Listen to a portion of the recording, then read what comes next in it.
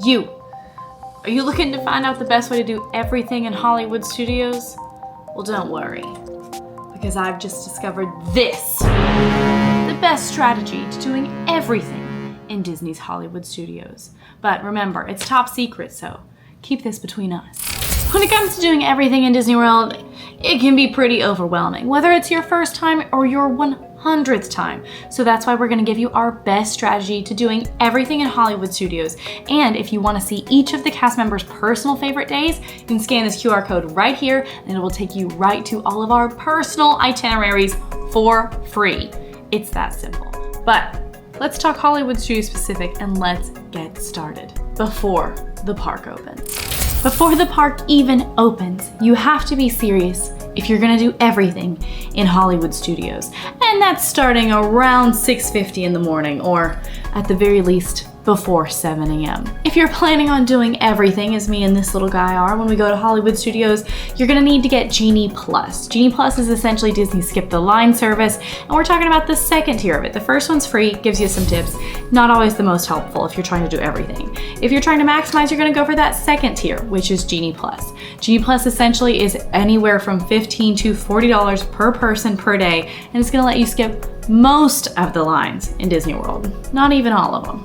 Now, of course, we're doing this all before 7 o'clock, and you're gonna need to make sure, as this little guy just said, to have your entire group linked together on the My Disney Experience app, which is where you're gonna be buying Genie Plus.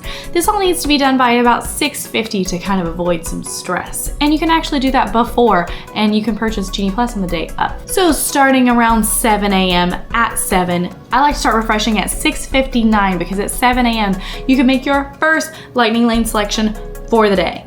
There is no question, there is no debate. Do Slinky Dog Dash. That should be your 7 a.m. grab. Slinky Dog Dash goes super fast. That Lightning Lane will not be available all day, and typically it's gone within a few minutes, especially during the busy seasons. Now, if you're not staying at Disney World, that's pretty much the end of it if you're not staying on Disney property. But if you're a Disney World Resort guest, also at 7 a.m., you're gonna buy your first individual Lightning Lane of the day. And for Hollywood Studios, it's gonna be Rise of the Resistance.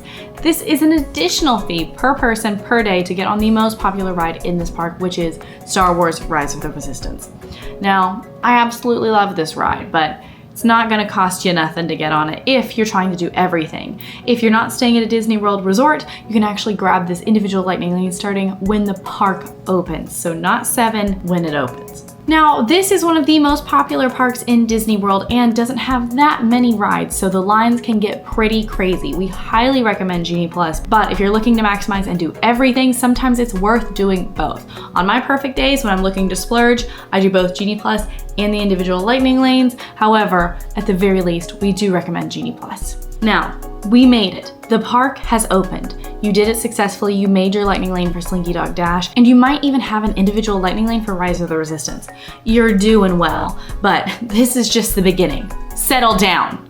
Get serious. To keep maximizing your time now that the park's open, this is where rope drop comes into play. Something this little guy happens to know about. If you don't know what rope drop is, get in, let's ride. It's time to get serious, okay? Rope dropping, essentially, it's not that complicated. It's when you get in line before the park opens, anywhere from, if you're going crazy, an hour up to just 15 minutes before the park opens. That way you're in line, so that way you don't have to wait in line later. Not everybody comes in. It's typically a really good use of your time. And when it comes to rope dropping in Hollywood Studios, I love going straight for Tower of Terror, one of the most popular rides in the park. However, a lot of people like to go for Rise of the Resistance. Now, if you did not buy that individual Lightning Lane, this is not a bad use of your time. However, in this scenario, we did buy that individual Lightning Lane, so I'm going for Tower of Terror. And once Rock and Roller Coaster reopens in July, I'm also gonna go that way, towards Rock and Roller Coaster. We're gonna knock out 2 of the biggest rides in the park instantly. Rope drop can last up to an hour actually, but be sure to keep checking out those wait times because, for example, if Tower is already up to 45 minutes, maybe don't go quite that way. Segue and go over to Mickey and Minnie's Runaway Railway. And then after that, It's time for a little breakfast for me and my pals. Now he's a hefty boy. We like to eat, and that's a big part of doing everything, is making sure you're eating. When it comes to breakfast in this park, I have two favorite options. One that's quite savory and one that's quite sweet, just like us. We're pretty sweet. Now, when you're gonna go for sweet, you can stay over there in the Hollywood Hills area and you're gonna grab some of those delicious blueberry waffles from Scoops. They're so good. It's a platter. It's less than $10, and oh my goodness. Drown it in syrup and it's basically a birthday cake. It's delicious. But I know that not everybody enjoys a sweet breakfast, so that's okay. We have another delicious option, the Ronto Wrap. Now this is over in Galaxy's Edge, okay, Ronto Roasters. It's absolutely incredible. It's so tasty. It's like a pita bread with egg, sausage, some peppercorn sauce, and it's absolutely to die for. And frankly, it's the best savory option you're gonna find in the entire park. No questions. Those are your two best options. Don't stray from them. But now that we're full, it's time to check out some of those shorter wait times, if they even exist. Shorter wait times tend to be something of a myth in Hollywood studios during the summertime especially, but you can find them. For example, Alien Swirling Saucers. It's cute, it's short, it's a fry bucket favorite, but if it's more than anything past 25 minutes, skip it. You can also find some shorter waits in what I'm told is called Star Tours, another Hollywood studios classic and favorite where you get to fly into the galaxy. Although, not Rise of the Resistance, so luckily, the line is quite a bit shorter. Another great option if you're willing to split up is the single rider over at Smuggler's Run. If you're gonna stick it out in the galaxy and kind of hang out in that area, Smuggler's Run has an awesome single rider line that typically will help you skip all the way to the front. Now, you are going to end up being an engineer in the back, and that's okay. Just might not be the pilot, but you might trade being the pilot for not having to wait an hour. Both are valuable. Now, we've talked about those shorter wait times, but I don't want you to forget about your lightning lanes. Now, lightning lanes, you can make them one of two ways. If it's after 2 hours, it's time to go ahead and book another one, or if you use it. So for example, if Slinky Dog is at 9 and the park opened at 8:30, as soon as you get on Slinky Dog, you can go ahead and make a new lightning lane. However, if the park opens at 8:30 and your Slinky Dog lightning lane isn't until 11, that means at 10:30, you can go ahead and make a new lightning lane. It sounds a little bit more complicated than it is, kind of like riding a bike. You'll figure it out, you'll learn, and it's not gonna be hard to remember after that. Now, when it comes to deciding what next to make for your lightning lane, this just depends on you and your priorities. Personally, I love Mickey and Minnie's Runaway Railway, and that's where I'm going next because I already did Tower of Terror and probably Rock and Roller Coaster. However, if you've not done those, consider grabbing one for Tower. Really, after your priorities, just look at what has the latest time out. If it's say Mickey and Minnie's is all the way down to 5 p.m. and it's only 11 a.m., maybe go ahead and grab that one because that means it's probably gonna run out before the day is over. But now that we've talked rides and breakfast quite a bit, let's talk about some shows because this park, boy do they have shows. I heard we're talking shows! It's time. This is my time to shine.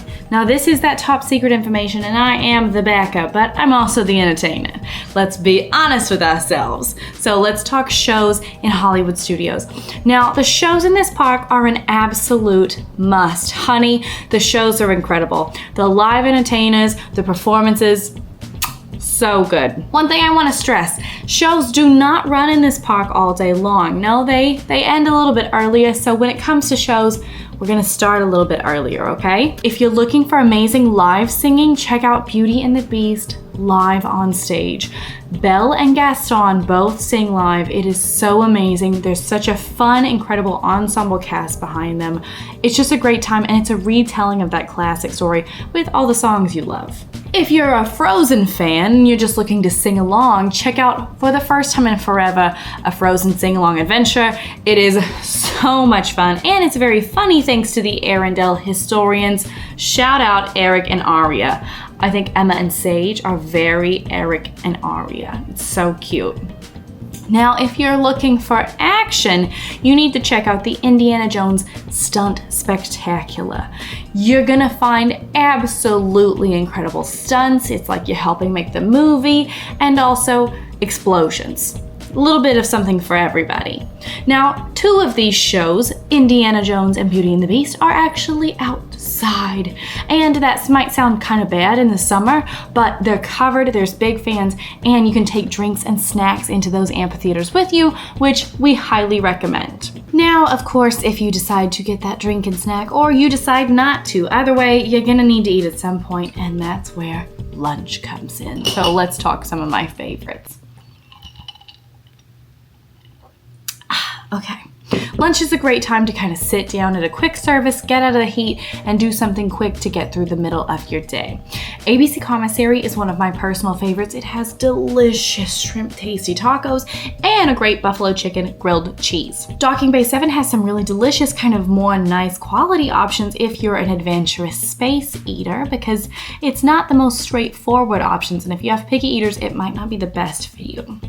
Woody's Lunchbox has some delicious sandwiches and potato barrels, plus one of my favorite drinks in Hollywood Studios is the grown-up lemonade, which you can also get at this spot. A little bit of a longer break and a quick service is not going to cut it. Table services are always a really great option. Now, I personally love the Hollywood Brown Derby. If you're trying to get inside, it is the nicest option, I think, in all of Hollywood Studios. However, if you're looking to save a little bit of time and you still want that kind of higher nice option, you can just go to the lounge outside, which it is outside, but still counts as a table service. If you're looking for some really fun theming, Sci-Fi has some really good burgers, but really more exciting theming, and you kind of get to sit in a car and watch some old movies, which I really enjoy on a personal level. Finally, Roundup Rodeo is fun for anyone who's looking for some family backyard kind of barbecue in Andy's backyard, and the fun atmosphere is something that I think everybody might want to experience at least once, you know, feeling like a toy. Now, if you're anything like me and you want to meet some characters because you're a character yourself, it's a great time to do that after lunch. A lot of kiddos are napping after lunch during this time, so typically the lines end up being a little bit shorter, but kind of mentally prepare yourself. There are so many characters in this park. If you're looking for Toy Story characters, expect long lines. It does not matter the time of day. You're gonna find Jessie and Woody together right near Toy Story Mania, and if you want to meet Buzz, he's solo flying and he's near the entrance for Toy Story Mania near the Pixar section of the park. Their lines are long. There's nothing else I can say. Just prepare yourself a little bit. They'll go through as quick as they can. Now, if you're looking for a little bit of a shorter wait, the Pixar area of this park has typically shorter waits and really wonderful character interactions. This is where you're gonna find Frozone, Edna Mode, Sully, and Mr. and Mrs. Incredible. It's a lot of fun, and I find myself in that area all the time. Now, if you have some of those younger kiddos who love Disney Junior, you can also find Vampirina, Doc McStuffins, Pluto, and Fancy Nancy in this park. Typically, those waits are not too bad at all, and they're really fun, sweet interactions. Those are all in Animation Courtyard, and if you're a Star Wars characters lover like me, you can also find Chewbacca, BB-8, and Darth Vader in Animation Courtyard as well. Now, in Galaxy's Edge, they have some roaming characters, but that doesn't really count as a character meet and greet.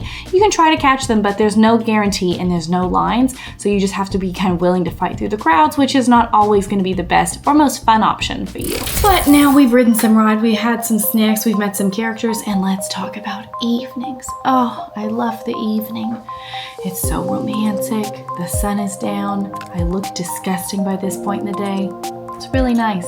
But in Hollywood Studios, you're gonna do some things specifically in the evening. Now, at this point, shows and characters are pretty much done for the day. So we are just finishing up with those ride priority lists, okay? Any of the leftovers, any late night lightning lanes that you may have had, wrap those up, because then around 8 p.m., we're gonna start getting ready for my favorite nighttime show, Fantasmic!